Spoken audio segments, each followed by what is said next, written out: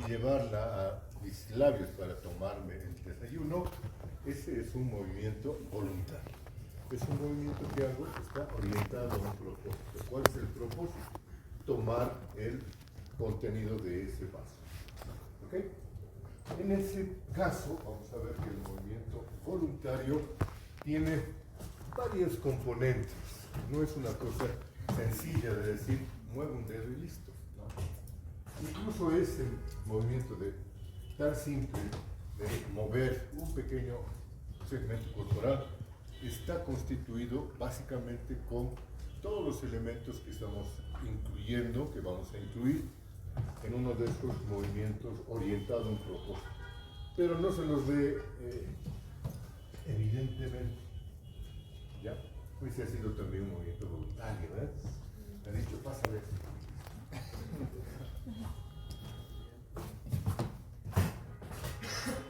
Cuando analizamos los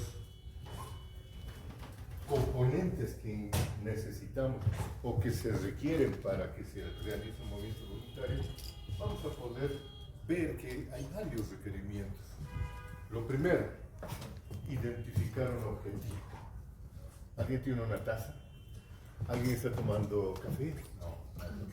Pero aquí veo una... ¿Puedo? Vamos a asumir que esto es una taza, ¿ok? Vamos a jugar con su imaginación y ustedes vamos a asumir que esta es su mesa del comedor y ahí está la taza con su café humeando. Hagan de su imaginación, por favor. Muy bien, yo digo, me voy a tomar esa taza de café y rápido porque estoy apurado. ¿Qué es lo primero que necesito? Vean ustedes el punto 1. Identificar el objetivo y situarlo en el espacio. Cuando yo quiero coger una taza, tengo que saber dónde está la taza. Para eso necesito varias ayudas, pero fundamentalmente es una ayuda visual. Tengo que ver, allá está la taza, y la tengo que situar en un espacio. Tengo que tener una noción de espacio y dentro de ese espacio situar a la taza. ¿Para qué? Para que yo pueda orientar mis movimientos hacia esa taza. Una vez que sé dónde está la taza, segundo plan, elaborar un plan de acción. ¿Qué es lo que voy a hacer? Voy a caminar 2 pasos hacia la mesa, 1, 2, voy a estirar el brazo izquierdo, voy a inclinar un poquito mi tronco, voy a flexionar mis dedos alrededor de la taza y la habré cogido. Ese es un plan. Casi no pensamos en eso, pero evidentemente tiene que existir ese plan, porque por ahí yo me voy en dirección opuesta, por ahí yo pretendo agarrar la taza pero sin flexionar mi tronco, por ahí yo llego hasta la taza pero se me olvida que tengo que flexionar los dedos. Fíjense que tiene que haber un plan completo. ¿Ok? Tercero, ejecutar el plan de acción. Entonces ya tengo el plan, me voy a acercar, me voy a apoderar de la taza y una vez que la tenga la voy a llevar hacia mis labios y la voy a voltear. Probablemente tengamos que incluir dentro del plan de acción lo que voy a hacer después de tomarme un sorbo de ese café. ¿Qué voy a hacer? ¿Lo voy a dejar caer? No sería inteligente. Entonces voy a bajar la taza, ponerla en su lugar y después hacer como que yo no me enteré de nada. Cuando alguien venga y digo, ¿qué es de mi taza de café? Yo no sé, nada. Sin embargo, la cuarta parte, después de ejecutar el plan de acción, es controlar que he realizado esa acción correctamente. Entonces, una vez que yo ponga la taza en su lugar, después de haberme tomado el café, me voy a dejar mirando, está igualita, sí está bien, y me voy a ir. Esa ha sido entonces un movimiento voluntario. Fíjense que hay 4 componentes diferentes, pero ligados entre sí, que se van a ejecutar probablemente en una secuencia muy rápida, porque nosotros cuando queremos tomar una taza de café, lo que hacemos es tomar la taza de café y punto. No nos damos cuenta de que han habido todos estos componentes movimiento y se han involucrado a una gran cantidad de músculos, porque para tomar la taza de café he tenido que desplazarme, acercarme, inclinar mi tronco, estirar mi brazo, mi miembro superior, flexionar los dedos, estirar el tronco, erectar de nuevo el tronco, flexionar el brazo y volcar, hacer un movimiento de pronación para volcar el contenido en mi boca, además de abrir la boca, porque si está cerrada no voy a tomarme el café, voy a hacer un desastre. ¿Cuántos músculos han intervenido en ese sencillo movimiento? Un montón de músculos, y todos ellos se tienen que contraer en una secuencia ordenada, y cada uno de ellos se tiene que contraer en la cantidad justa de contracción para hacer lo que quiero hacer. Entonces fíjense que van a estar involucrados muchos músculos, cada uno de ellos tiene que hacer una contracción particular en una secuencia de tiempo programada y bien medida, y obviamente tenemos que coordinar la acción de todos esos. Ahí viene a controlar la ejecución del plan. No había sido tan sencillo hacer un movimiento voluntario. Veamos ahora un poquito de anatomía del córtex para que nos orientemos. Antes de que me tome el café. Aquí les voy a presentar qué hemisferio es este. ¿Qué hemisferio cerebral es este? Derecho. Izquierdo, estamos viendo de este lado nuestro hemisferio izquierdo. ¿Qué cara es esta? Esta es la cara dorsolateral, porque los hemisferios, cada uno de los dos hemisferios tiene tres caras. Una, la expuesta, es la cara dorsolateral, la que estamos viendo aquí. Otra, la porción medial, que se está mirando uno frente al otro, es la porción medial, justamente. Y otra, la que está por debajo, es la porción inferior. Entonces, cara dorsolateral, cara medial y cara inferior. ¿Estamos? Eso es una noción básica para orientar. ¿Qué es lo que nosotros queremos ver? Los accidentes que encontramos en la corteza de la porción dorsolateral. Y vamos a hacer particular énfasis en los accidentes que vamos a encontrar en el lóbulo frontal. Ustedes recuerdan, tenemos lóbulo frontal, parietal, temporal, occipital en la cara dorsolateral, y en el fondo de la cisura lateral encontramos una otra porcioncita de corteza llamada el lóbulo insular. El lóbulo de la ínsula. Ínsula porque aparentemente estuviera ahí aislado, una islita. Pero no lo vemos, o no está expuesto. En realidad nos vamos a lo que nos interesa, esta porción que está por delante del hemisferio cerebral es el lóbulo frontal. ¿Qué es lo que establece su límite posterior? Una cisura que se llama el surco central o la cisura de Rolando, la terminología antigua. Y de ahí en adelante vamos a ver que hay una serie de surcos, o surcos mejor porque son más superficiales, que los podemos sistematizar muy fácilmente. Hay uno que está por delante del surco central, que es el surco central. Hay otro que está en la porción superior del borde externo de la cara dorsal. Este es el surco frontal superior y por debajo el surco frontal inferior. Punto. ¿Cuántos tenemos que recordar? 4 nombres. La cisura de Rolando o surco central, el que está por delante, el surco precentral, el surco frontal superior y el surco frontal inferior. Eso divide la corteza del lóbulo frontal en una serie de circunvoluciones. ¿Cuáles son esas circunvoluciones? Las hemos identificado con estos circuitos. Fíjense, frontal ascendente. Entre el surco central y el precentral recorre de arriba hacia abajo, prácticamente hasta tocar con el surco lateral, la frontal ascendente. Por delante 3 frontales, frontal superior, frontal media y frontal inferior. Y eso sería todo. Entonces, ¿cuántas convoluciones hay? 1, 2, 3, 4. 4 circunvoluciones frontales en la cara dorsolateral del hemisferio cerebral. Al otro lado es exactamente igual. Exactamente, tómenlo con pinzas. No son exactamente iguales las circunvoluciones de ambos lados de nuestro hemisferio, de nuestro cerebro, de nuestro encéfalo, perdón. ¿Por qué? Porque sus especializaciones funcionales son diferentes. Y eso hace que las áreas que la componen sean también diferentes al lado derecho que del lado izquierdo. Eso establece ligeras diferencias en la configuración y la morfología, pero grosso modo encontramos más o menos los mismos reparos anatómicos y podemos decir que los dos hemisferios son iguales en la configuración de sus circunvoluciones y de sus surcos. ¿Estamos? ¿Hasta ahí estamos bien?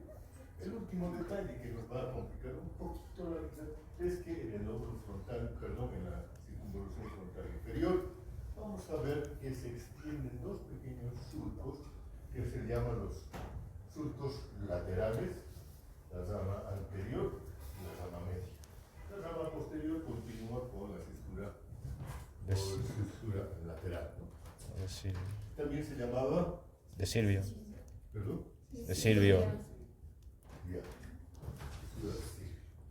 No se entendía ahí el... Ok.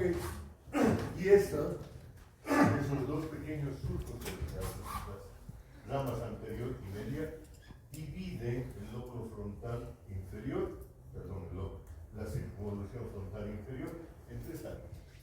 La porción orbitaria, la que está casi girando hacia abajo, la porción triangular, como ustedes saben, más o menos es un triángulo, y la porción opercular, porque ya está casi en contacto con la frontal ascendente. Entonces, con ese pequeño detalle que nos complica un poco, tenemos la visión fácil y simple de la estructura de las circunvoluciones del lóbulo frontal. ¿Por qué destacamos el lóbulo frontal? Porque este es el lóbulo encargado de realizar los movimientos voluntarios. Dentro de este se van a producir las acciones necesarias para que ejecutamos la mayor parte de los componentes de ese engrama que hemos mencionado hace un momento, las fases, ¿no? 1, 2, 3, 4. Aquí van a estar casi todos estos elementos. Vamos a añadir, por si acaso, la porción que está por detrás de la cisura central. Este es el área somestésica primaria, el área 3, 1, 2, ¿cierto? Esta área también está relacionada con la motricidad, pero casi indirectamente. No tiene acción directa sobre los músculos, porque es un área sensorial. Y detrás de ella, lo que vamos a llamar el área parietal posterior. El área parietal posterior, que está en la parietal 1, la parietal ascendente, la parietal 1 y la parietal 2. La parietal 1 se llama también área parietal posterior. También está relacionada con la ejecución del movimiento, pero también indirectamente. Veamos. Eso era lo anatómico. Ahora vamos a ver lo funcional. Hace ya muchos años un señor, Brodmann, se dio la tarea titánica de hacer cortejitos histológicos de toda la corteza cerebral. Y él fue comparando las disposiciones de los componentes de la corteza cerebral. Como ustedes bien saben, la corteza cerebral tiene 6 capas, numeradas de la 1 a la 6, y que va la 1, la más superficial, hasta la 6, la más profunda, que está en contacto con la sustancia blanca. Él vio que el ancho de cada una de estas subcortezas era diferente según hacía el corte en diferentes porciones de la corteza cerebral. Y entonces fue delineando, imagínense el trabajito, millones de cortes, fue delineando los límites de cada una de estas configuraciones. Y de ese trabajo titánico nace lo que nosotros vemos ahora, las áreas del Brodmann. Vean ustedes que aquí tenemos una numeración. El área que está comprendida entre el surco central y el surco precentral, la frontal ascendente, más o menos representa con precisión lo que él llamó el área 4. Área 4 se superpone casi exactamente con la frontal ascendente. Por delante hay las áreas 6 y la área 8, ambas relacionadas con el movimiento y que se van a disponer de diferentes maneras. Aquí están representando la 6 y la 8 por delante. Otros representan la 6 en la porción superior y la 8 en la porción inferior. ¿Por qué? Por la dificultad de identificar los límites de estas áreas, son menos precisos. Pero sabemos que hay la una y la otra, que estén la una hacia el centro y la otra hacia el costado, o que estén una delante de la otra, y es un detalle anatómico de los patólogos. El problema de ellos, nuestro no es. Delante de este, vamos a ver que hay toda una región que está relacionada con el movimiento también, pero que tiene otra configuración completamente diferente. Está representada por las cortezas 9, 46, 10, 45 y 42. Toda esta zona la vamos a considerar entonces un conglomerado de áreas relacionadas más o menos con las mismas funciones y relacionadas con el movimiento. Detrás del área 312, aquí está, la zona estésica primaria, y detrás de ella la 7, la parietal posterior. Ahí están entonces estas áreas. Él las diferenció y se dio cuenta de que cada una de estas áreas en lo funcional trabajaba de manera diferente, provocaba respuestas diferentes. Entonces vino ahí una nomenclatura funcional. El área 4 se correspondía con lo que funcionalmente se llamó la corteza motora primaria. Entonces, la circunvolución frontal ascendente en lo anatómico, en lo funcional es el área 4 de Brodmann, que se va a encargar de la motricidad y se llama motricidad primaria, área motora primaria, ¿verdad? Que se encarga de ejecutar los movimientos. Por delante estaba el área 6, que se va a llamar entonces ahora premotora. Y el área 8, el área motora suplementaria, o área premotora lateral. Ahí estamos hablando de tonterías. Área premotora y el área motora suplementaria. 6 y 8 respectivamente. Hay un hecho interesante que se establece en la profundidad de esta corteza. Hay fibras, se llaman arciformes, porque van de una circunvolución hacia la otra, haciendo un arco. Entonces hay fibras de conexión, llamadas fibras arciformes, que van a nacer de la corteza somestésica primaria y van a terminar en el área motora primaria, haciendo casi un fascículo continuo a todo lo largo de la disposición de estas cortezas. Pero no es el único. Hay otro fascículo que va a venir de la corteza premotora y va a terminar sobre la corteza motora primaria. Y lo propio va a pasar con el área motora suplementaria. La corteza motora suplementaria va a enviar también fibras que van a terminar sobre la corteza motora primaria. ¿Ok? Ahora bien, no termina ahí la historia. Hay conexiones que vienen de la corteza parietal posterior y van a dirigirse tanto al área premotora como al área motora suplementaria. Ya no es un fibras arciforme, es un fascículo. Es un fascículo de interconexión de estas dos áreas anatómicamente separadas por las partes mediales del área premotora primaria. Y lo último, el último detalle. Esta región que estaba por delante de nuestras áreas motoras y premotoras también envía fibras que van a terminar sobre las áreas premotora y área motora suplementaria.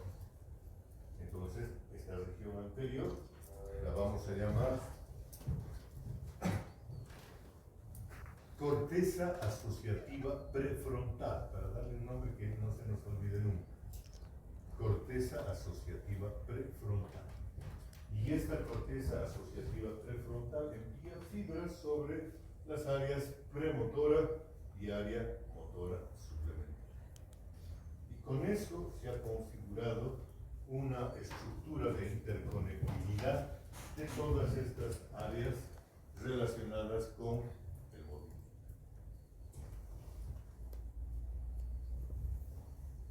Bien,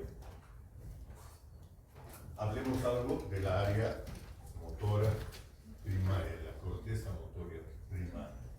Hay que ver algunos detalles de esa corteza muy interesantes y relacionadas con la función. Si vamos a comparar la estructura de la corteza misma, vean ustedes, la corteza motora primaria tiene aumentadas y al extremo las láminas 5 y 6, o la capa 5 y la capa 6. Comparándolas con las cortezas sensoriales, fíjense las cortezas sensoriales, lo que tienen aumentada es la capa 4, porque ahí tienen muchas células. Mientras que esto tiene aumentadas la capa 5, fundamentalmente, y adicionalmente la capa 6. ¿Por qué están aumentadas? Porque tienen una gran cantidad de unas células llamadas células de PETs, que son células motoras, son células de gran tamaño, son piramidales y envían sus axones hacia las porciones inferiores del encéfalo. Entonces, la gran cantidad de células motoras hace que esas láminas, esa capa 6 y 5, sean muy gruesas, a expensas de las otras capas. Fíjense que ustedes que la capa 1, la 2, la 3 y la 4 en particular son muy delgaditas, particularmente la 4, que se llama capa granular y está muy desarrollada en las cortezas sensoriales, por ejemplo, en la corteza subestésica primaria. Allí está muy engrosada, está recibiendo muchas fibras, mientras que en la corteza motora casi no existe. Por eso es que también la llaman esta corteza motora primaria la corteza agranular, no tiene capa granular, granular es la 4. ¿No? Y fíjense que las cortezas asociativas, ahorita les explico qué son las cortezas asociativas, tienen una configuración intermedia, en la cual se van a tener los anchos de las diferentes, los espesores, perdón, de las diferentes capas de la corteza, más o menos igualmente distribuidas. Cortezas asociativas, ¿qué es esto? ¿De qué estoy hablando?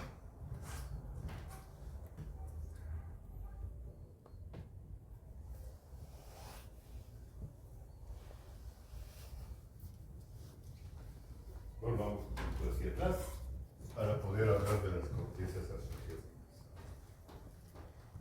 Las células de la corteza, tanto motora como somestésica primaria, están conectadas directamente con estructuras periféricas. ¿A qué me refiero?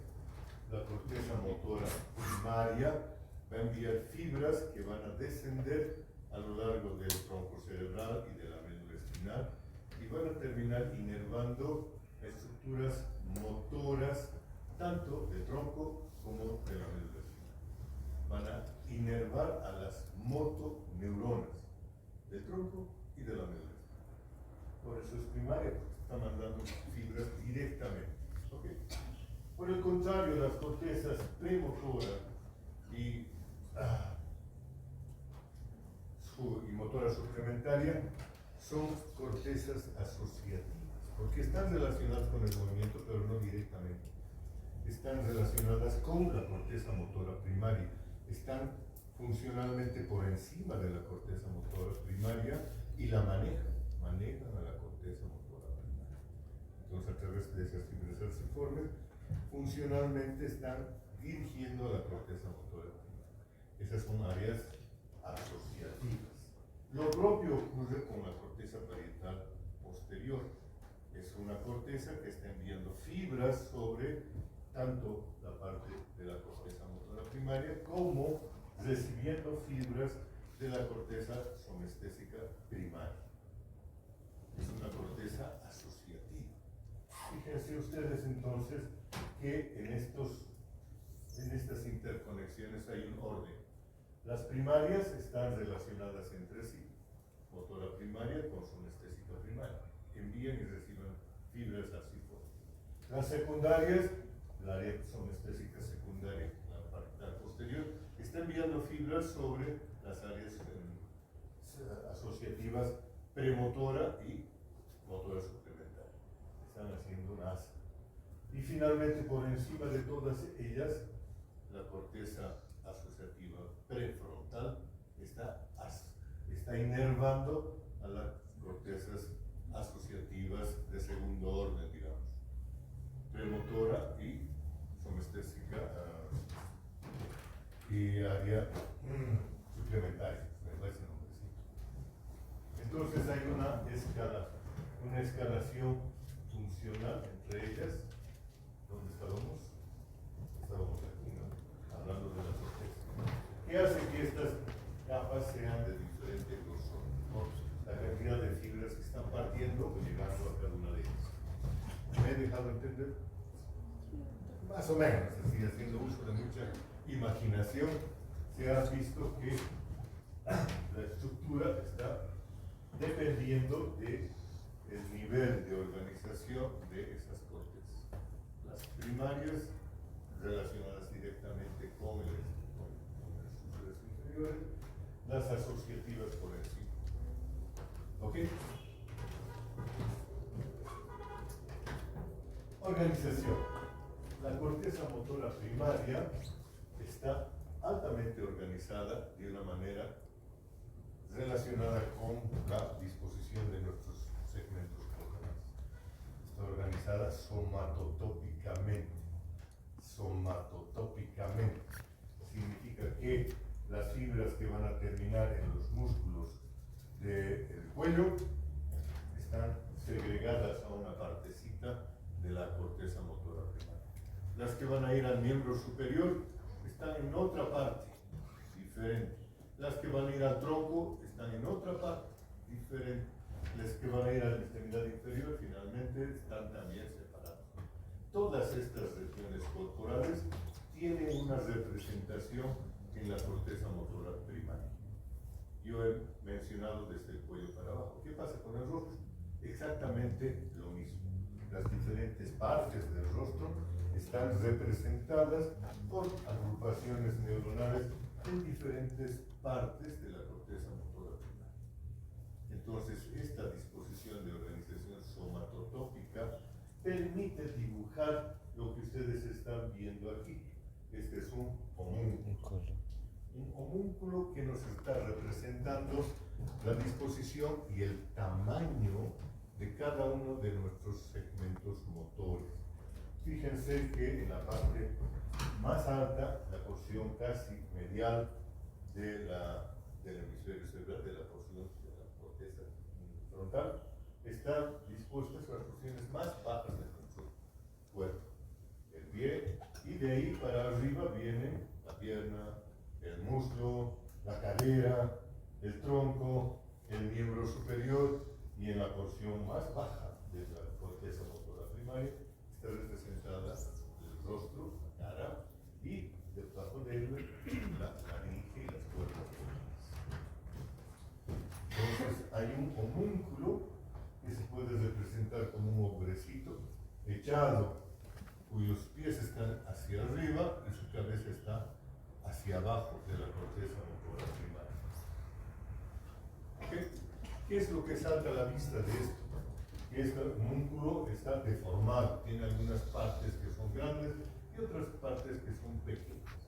¿Con qué se relacionará eso? Las partes grandes son aquellas, por ejemplo, de la mano, los músculos de la mano, los músculos del rostro, los músculos de la boca, particularmente la lengua, y los de la faringe, la laringe y cuerdas vocales. ¿Qué tiene de especial?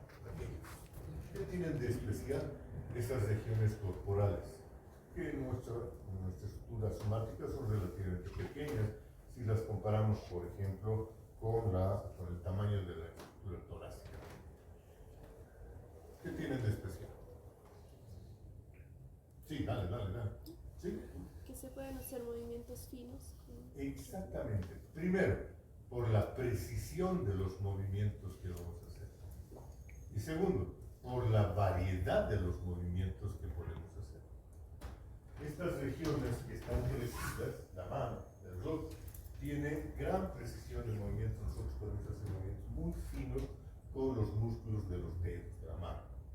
Y, por ejemplo, hablar significa unas contracciones muy medidas de los músculos de la boca, de la lengua. Si no la ponemos bien la lengua, nos va a salir una S en vez de una D. Y vamos a empezar a hablar como chinito. Yo no peleo porque nadie puede entender entre ellos que no es L, sino es R. Querer. No, querer, señor. En posición diferente. Por eso es que tienen una gran representación de motoneuronas que se van a encargar de realizar esos movimientos tan específicos, tan finos y precisos. ¿Ok? ¿Está claro?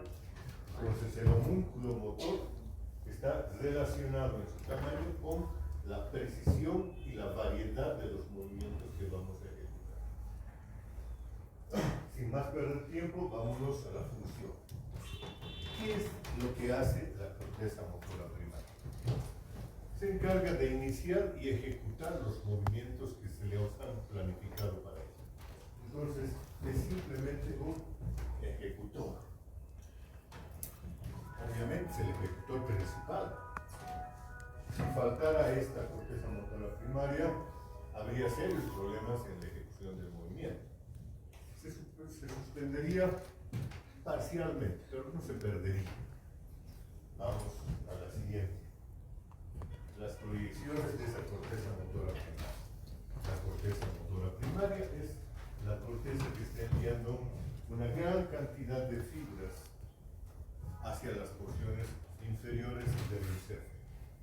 Hablando del encéfalo, vamos a ver diencéfalo. ¿Envía fibras al diencéfalo? Sí, unas cuantas. Pero envía fibras más abajo al tronco cerebral. Envía fibras más abajo a la médula espinal. Entonces vamos a ver un gran contingente de fibras que se van distribuyendo por las estructuras nucleares inferiores desde el diencéfalo hasta la médula espinal. Se diferencian dos grandes fascículos. Uno que está destinado hacia el tronco cerebral y otro que está destinado hacia la médula. Ese fascículo primero que está destinado hacia el tronco cerebral se llama fascículo córtico vulvar.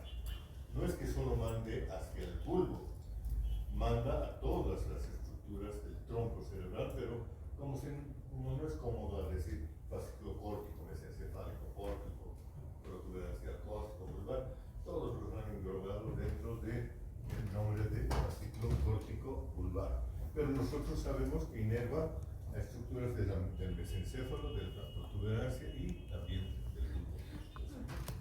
Y el otro, el córtico espinal, está destinado exclusivamente a la médula espinal.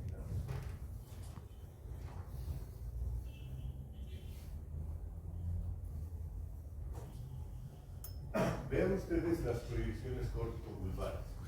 Nacen sobre todo de las motoneuronas que están relacionadas con los movimientos de la cabeza, incluyendo, por supuesto, la lengua, la laringe, las cuerdas vocales.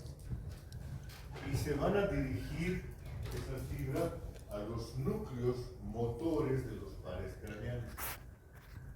Entonces, todos nuestros pares craneanos motores, por ejemplo, el tercero, el cuarto, el sexto, la porción motora del quinto, el séptimo, el noveno, décimo, onceavo y doceavo, van a tener componentes que están viajando por el fascículo córtico vulvar. Además de estas fibras destinadas a los núcleos de los pares craneanos, hay fibras destinadas a los núcleos propios del tronco, sí, ya sea al núcleo rojo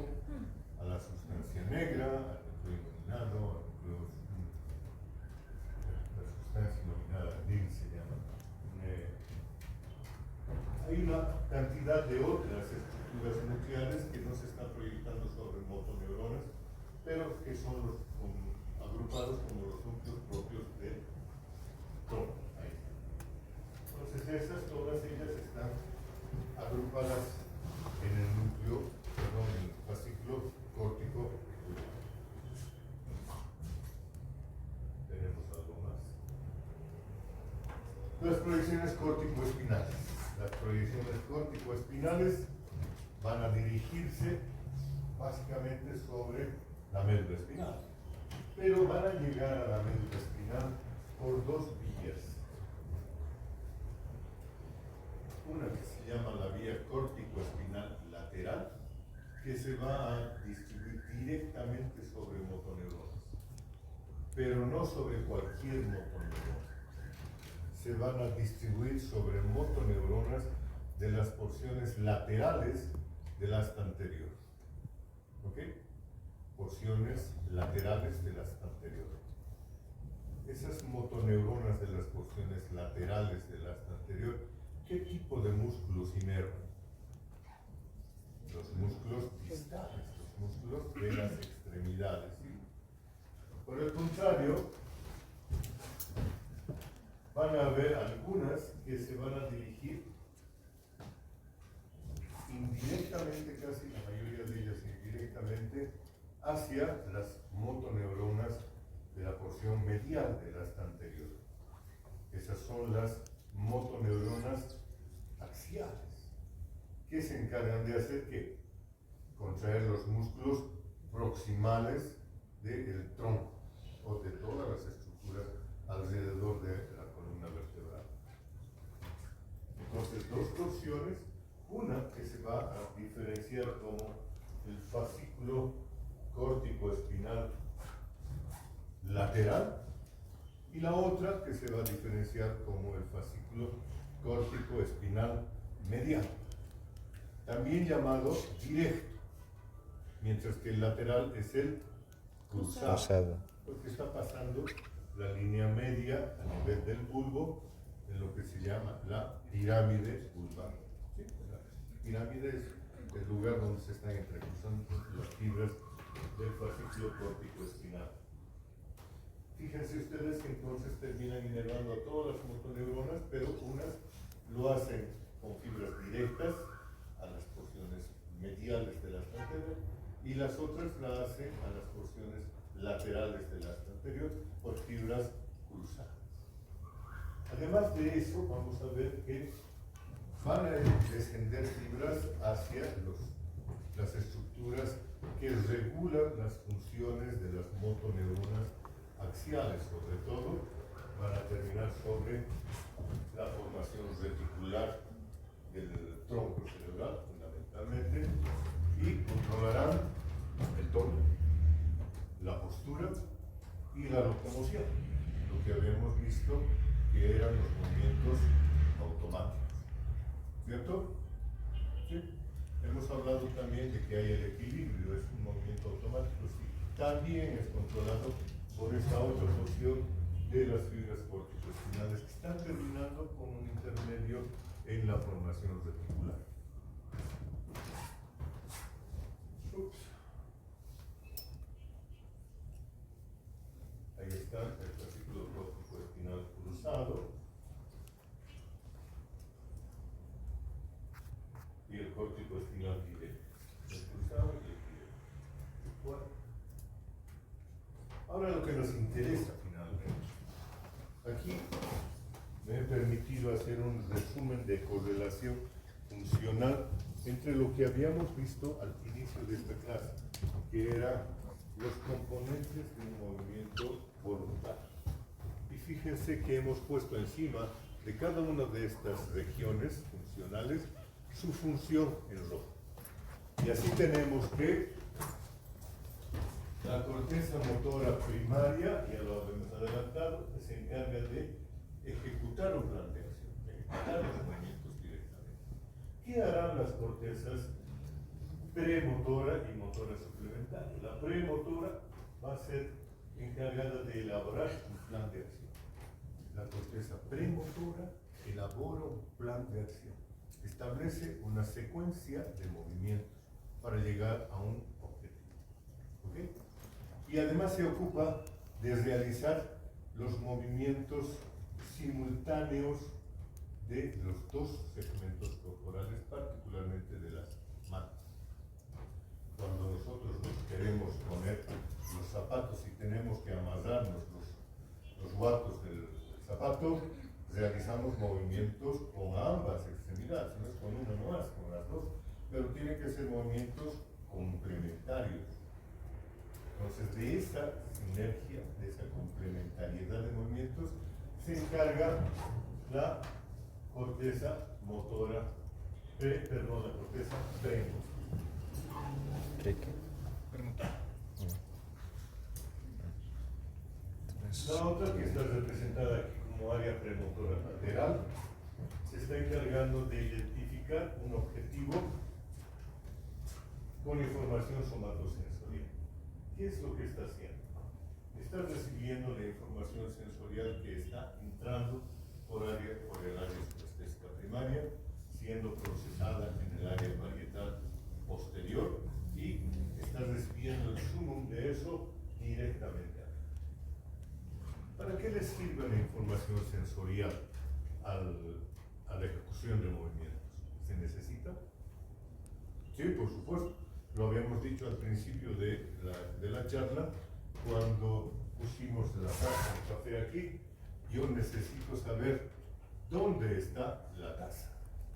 Necesito tener una localización espacial. También necesito saber el punto exacto donde tengo que llevar mis músculos para coger el objeto. Entonces, de eso se están encargando estas áreas, recibiendo la información de la corteza parietal posterior. Con esa información van a elaborar, van a identificar el objeto y van a ver dónde está situado en el espacio. Y finalmente, la corteza asociativa prefrontal no es indispensable a la realización de movimientos, por supuesto que no, pero es absolutamente necesaria para ejecutar un plan de acción, para establecer una idea de qué es lo que vamos a hacer. Toma de decisiones, entonces dice, voy a coger la taza de café, la voy a tomar, y planifica cómo lo voy a hacer. Cuando nadie me esté mirando, ahí voy a ejecutar mis movimientos. Entonces ahí va a esperar su momento, la gente se fue, ha hecho su plan y va rápidamente, coge, toma, y después vuelve al mismo lugar como quien no ha hecho nada. Ha utilizado su corteza asociativa prefrontal, que es la que está ejecutando, está generando una idea, un plan. ¿Está? ¿De acuerdo? Es más fácil si lo representamos, en vez de hacer un movimiento tan simple como agarrar una taza de café, por ejemplo, jugar una partida de ajedrez. ¿Para qué nos sirve la corteza asociativa prefrontal cuando estamos jugando ajedrez? ¿Para qué nos sirve? Para pensar en las jugadas. Exactamente, tú vas pensando en las jugadas y tomas una decisión, o sea, haces un plan. Voy a mover mi peón hacia adelante, después voy a mover el caballo, lo voy a trasladar allá atrás, y con eso voy a dejar campo para que mi reina le haga jaque a su rey. Hemos hecho un plan. De eso se está encargando esta región.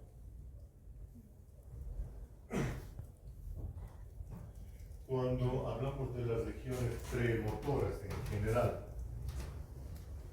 la premotora y la motora suplementaria, ¿qué es lo que van a hacer esas dos? Van a ver dónde están las piezas y van a ver qué es lo que tienen que hacer para desplazar sus propias piezas hacia el blanco que están buscando. ¿Y qué es lo que va a hacer la corteza motora primaria? Cuando a nosotros le manden la orden, lo que va a hacer es ejecutar los movimientos para trasladar sus piezas. ¿Ok? Y finalmente, ¿quién se va a encargar de verificar que los movimientos han sido bien hechos y que le hemos hecho un jaque mate a nuestro oponente. ¿Quién se va a encargar de eso? Posterior. La corteza parietal posterior, que va a decir, ah, sí, todo está donde debería. Estás recibiendo la información visual, la información sunestésica también, de que las piezas están en su lugar. Y dicen, bueno, se acabó la partida, muchachos, me voy. Y listo. ¿Sí? ¿Hay algo más?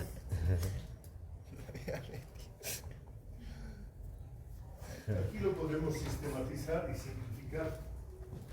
Fíjense que todos esos componentes los podemos reducir a 3 o 4. Las cortezas, las asociativas prefrontales, la idea.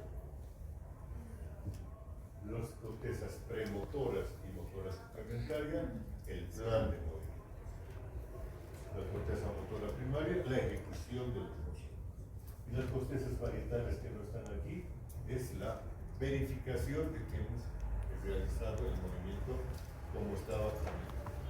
Nos habría que añadir aquí el control de calidad, digamos, la verificación de que se ejecutó los movimientos como se debería. ¿Ok? ¿Hay algo más? Sí, hay algo muy importante que es este momento de tomar reales. ¿Dudas, preguntas? Es un tema complejo, ustedes se ponen a pensar. Involucra muchas áreas, muchos componentes y trabajan de una manera tan coordinada que nos parece muy fácil.